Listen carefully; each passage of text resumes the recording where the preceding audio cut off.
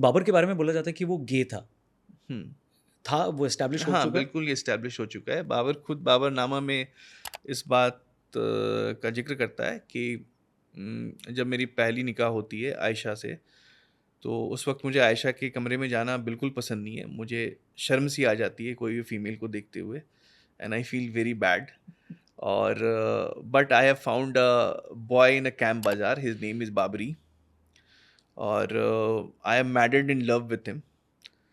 ये बाबरनामा में लिखा है? बाबरनामा में लिखा हुआ है। और ये बहुत ही क्लियरली एक बात समझ में आती है, वो उसको अपने पहले निकाह के कंटेक्स्ट में बात कर रहा है, ठीक है। और ये बता रहा है कि उसको वो कमरे में जाने में हिचकिचाहट होती है, आयशा के कमरे में जाने में। और उसी समय वो बाबरी के एपिसोड के बारे में मेंशन कर रहा है। तो ये बहुत क्लियर हो जाता है कि बाबर एक गे था, और not even bisexual by that period, he was a gay outright. And just वो चीज़ें चेंज होने लगती है दादी और माँ के प्रेशर में आकर के। He begins to go and meet his wifes, first Aisha, and then how this, उसकी टोटल 7 बेगम थी। ओके। तो the things changed drastically, he is no more gay as we can assume, और we don't know, it's very तो tough to. Babri का क्या हुआ, मतलब बॉयफ्रेंड का क्या हुआ? बाबरी के बारे में उसके बाद फिर ज़्यादा कुछ पता नहीं चलता है। We just hear about Babri for a 1 year, और उसके बाद Babri is completely out of Baburnama. Isn't it very ironical, क्योंकि बाबरी मस्जिद हाँ, एग्जिस्ट करता था, जिसको मुसलमान बहुत ही इम्पोर्टेंट मानते थे। हाँ, हाँ। बाबरी एक शब्द जो बाबरनामा में आता है, वो सिर्फ एक गे के लिए आता है। So I am not saying that it is for that gay, लेकिन आप टर्मिनोलॉजी को देखने की कोशिश कीजिए। बाबरी टर्म जो बाबरनामा में आ रहा है, सही बात है। दैट इज़ फॉर अ गे। एक गे का नाम बाबरी है, और आपने एक मस्जिद को नाम दे दिया है बाबरी, जो कि प्राइमरी सोर्स के हिसाब से वो शख्स एक गे था। हम्म। तो ये तो आउटराइट कुफ्र है। तो एक मस्जिद को एक गे के नाम पे डालना, इट वाज ओ। लाइक तो इसका मतलब ये है कि उनको खुद बाबर के बारे में भी नहीं पता है, बाबर नामा के बारे में भी नहीं पता है, और बाबरी की मस्जिद के बारे में तो बिल्कुल पता ही नहीं था।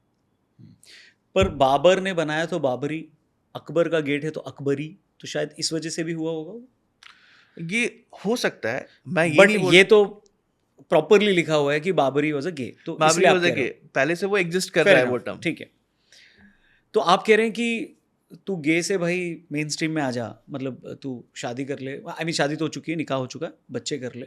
ये उसको किसने कन्विंस किया? उसकी दादी और माँ ने। तो दादी मेन विलेन है बेसिकली। यस। तो अगर दादी नहीं होती तो मतलब भारत पे इतना कुछ ये नहीं रूल होगा। नहीं कर पाते yes. So called Mughal emperors. Yes. तो दादी का भी कुछ है डिस्क्रिप्शन बाबरी नामा में? हाँ हाँ बिल्कुल, और in fact she is very powerful, powerful female of the house. और इनफैक्ट ये जो पूरी ये जो घराना था तैमूरियों का, इस घराने में despite being Islamic, the women played a very important role. In fact they were the king makers. So बाद में एक और लेडी आती हैं जिनका नाम गुलबदन बेगम है, जिन्होंने हुमायूं नामा लिखा है। So she was also king maker, she was main force behind Akbar becoming king. अच्छा, वो एक महामंगा रोल किया हुआ है, एक अकबर का मूवी आपने देखा होगा, आशुतोष गोवारिकर का, ऋतिक रोशन वाला अकबर, हाँ हाँ हाँ जोधा अकबर। तो हाँ। उसमें भी एक लेडी होती है जो वाइट कलर का कपड़ा पहनती है और उनका नाम है महामंगा, और वो दिखाता है कि वो अकबर को गाइड कर रही हैं और एडवाइस दे रही हैं ना। नहीं, वो सब फिक्शनल है, वो सब फिक्शन है। बट लार्जली जो सच में रोल प्ले कर रहा था वो ये थी गुलबदन बेगम उस समय में। And Gulbadan Begum is daughter of Babur, sister of Humayun, ठीक है। बुआ ऑफ अकबर। तो दादी ने बोला तो चीज़। बाबर अब्बू बनना बनना चालू हो गए, यस। और फिर उसके बाद पूरा आया। तो मुगल एम्परर बाबर है, ये आप बोल रहे हो कि ब्रिटिशर्स ने ये नैरेटिव बिल्ड किया या ये मिस्टेक किया? ये मिस्टेक भी था, और शायद ये डेलिब्रेट भी था, वी डोंट नो, क्योंकि अगेन ये भी शायद लोगों को नहीं पता होगा, लेकिन एक जो कॉलोनियल एरा था 19th सेंचुरी का, उस समय में जो मुगल्स थे उनको मंगोल्स, उनको बहुत ही प्रिस्टाइन कैरेक्टर माना जाता था। इनफैक्ट जो वोल्टायर के गुरु हैं doctor lock, Voltaire is somebody जिसको हर कोई कोट करना चाहता है, उनके कोट्स बहुत सारे कोट हैं जो उनके नहीं है फिर भी दिख जाते हैं, but basically Voltaire is very famous. तो वोल्टायर के जो गुरु थे वो थे डॉक्टर लॉक, और एक हिस्टोरियन थे गिब्बन जिन्होंने रोमन हिस्ट्री पे बहुत बड़ी किताबें लिखी हैं। तो उन्होंने बोला था कि जो Genghis Khan can be compared with doctor Locke, so guru of Voltaire was compared with Genghis Khan. Okay.